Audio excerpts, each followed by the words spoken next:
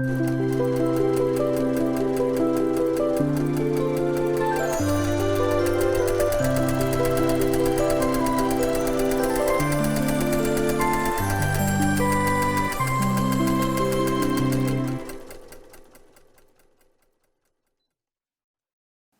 everyone, welcome to Weekend Project. I'm Laura Lynn of the Mama Pop Quilt Shop, and we're very happy to see you here today.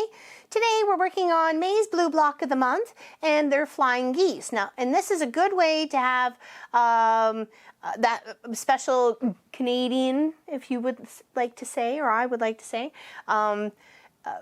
feature in a quilt like the Goose, so why not? And this is a no waste way of doing that.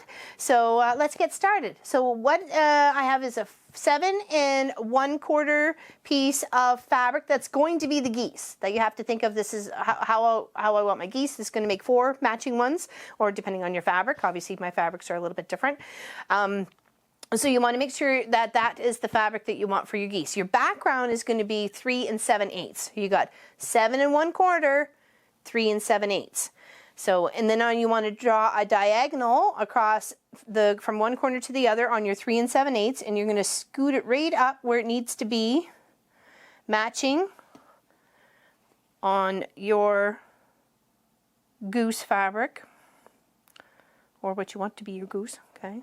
And when you kind of want to make sure your 7/8 and 7/8 are kind of making a little square in the center here, and your line is going all the way across, okay? So what we're going to do is we're going to take this and we're going to put it over on the machine, and we're going to sew on either side 1/4 inch, and then we're going to cut, and then we're going to add this one in this direction, and then this one in this direction, and that'll give us 4 no waste flying geese. All right, let's get flying.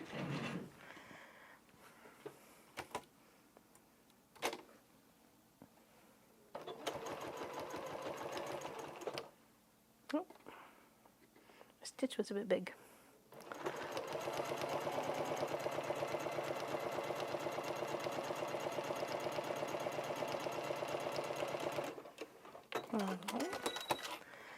And the geese are always flying around this time of year. They're come back from their southern vacation to come back north, and they're up in the fields, especially the freshly just, tossed up fields. Okay, so now we're going to go back over here, and we're going to take our ruler, because I did both sides, yes I did, okay. We're going to take our ruler, and we're going to cut it in half, right along the lines that we've drawn, and then you want to take your 2 pieces, go just like that, because you want to get them laying in that direction. I know normally we say press to the dark, but on this kind of instance right here, we have to just kind of push it away from the side, and then we're going to take this piece right here and line it up, and we're going to sew on either side, and take this piece here and line her up and sew on either side. Okay. And you could totally chain piece these for sure. I was doing that earlier when I was putting the other section together, and I shall show you that in a moment. That's why we're doing these. Oop. Straighten that out. Could definitely press. I mean, I'm just trying to save time here to show you. Watching somebody iron isn't the most fun thing in the world, so. But it is a necessity. Okay. I'm going to flip that around. Look, they're already flying. See?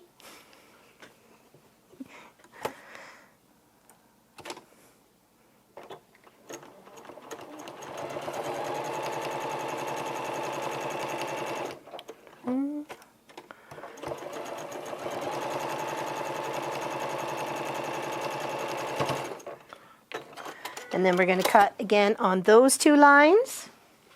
Use our little snips. Okay. And then trim. There we go. Make sure that's pressed flat. Okay, there we go. And there we have 1, 2, 3, 4 flying geese. And then you want to just give this a press, trim off these little bits right here, and then you can just sew your row together, or you can make a lovely pinwheel, or you can do whatever you like with your 4 matching squares, or matching geese. And it's really the only thing that's waste is the very tippy tips right there. So I'm going to continue to make this into the block for my blue block of the month, and I will just have to finish off the other one right here. So, and then we'll trim it all up. Oh, I forgot, I had to trim, I had to cut. That's what I had to do. So yeah, it was 3 7/8. So put my ruler on the line. Take my other one all the way over here. Sorry for clearing my throat, but I had to. 1, 2, 3 7/8. Put the extra fabric over into the pile. It will be definitely reused. And then just go from one corner to the other. Use a pencil, a nice light pencil or whatever. You're cutting on that line anyways. It's very rarely anybody's going to see it. Or you can use a nice chalk or something like that. Whatever makes you happy. Okay. Some people even just fold it and use the crease as a guideline. I mean, that's too. If you don't have something to mark with, that's completely acceptable. Okay. And there. Okay, so super easy flying goose, 4 matching ones, no waste. And I'll tell you what size this goose makes you. So, 1 second here. It should be 3 by 6 ish. I would say ish. I say maybe finished. It was 3 by 6.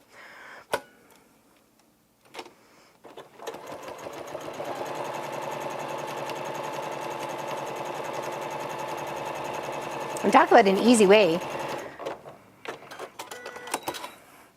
Okay, so move your other 2 off to the side so you don't get them chopped.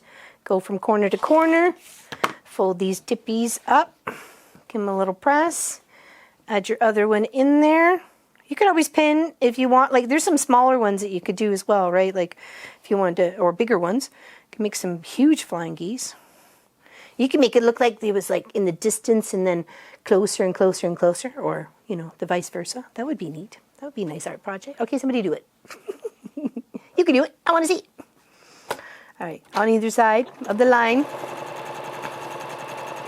Try to keep to your 1/4 inch as much as you can. That's going to help you with your getting the tips of your geese nice and sharp.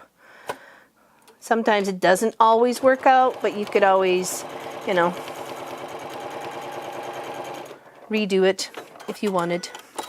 Okay, and then here, well, we don't necessarily need that one right at the moment. So, and then we're going to take and trim this one. We just needed 2 for our project. Okay, and there we go. And then that's, you know, that'll make another 2. Okay, so let's give these a press. We'll put this on the table because I only needed 2 and 2. I had my other 2 of the light right there. So let's give our 2 and 2 a press. I want to make sure I was using the same ones of, we go across. There we go. 2 of the blue with the little stitch marks out on it. Looks like stitches from your sewing machine. It's really quite nice. Push that a little bit in the center. I don't know if you can see that, but working on it. Okay. And then they'll square these 4 up, add them to our other 2, and finish our maize blue block of the month. There we go. Like I say, you just want to make sure you're lining it up on something nice and square-ish if you can, or flat. And yeah, it should be 6.5 by 3.5. So yeah, I was right. And you just want to just try and make evenness for it to when it stitches together, right? Okay, so kind of squaring them up, as they say, making sure everything's nice and the way it should be. Now you can do that many directions. You could use a little twisty wheelie cutting mat as well to help with that. Okay. And sometimes if you have not a, you know, maybe some of the cottons are a little bit different on the weave, you can tell how it just kind of stretch just a little bit there. Just kind of work it back if you can. A little heat persuasion sometimes helps. Okay. This quilt is going to look so gorgeous when it's done. Mine, I'm so happy with it. All right, now I wanted to make sure I had my geese in the direction I was hoping for. So to go this one here, and then this one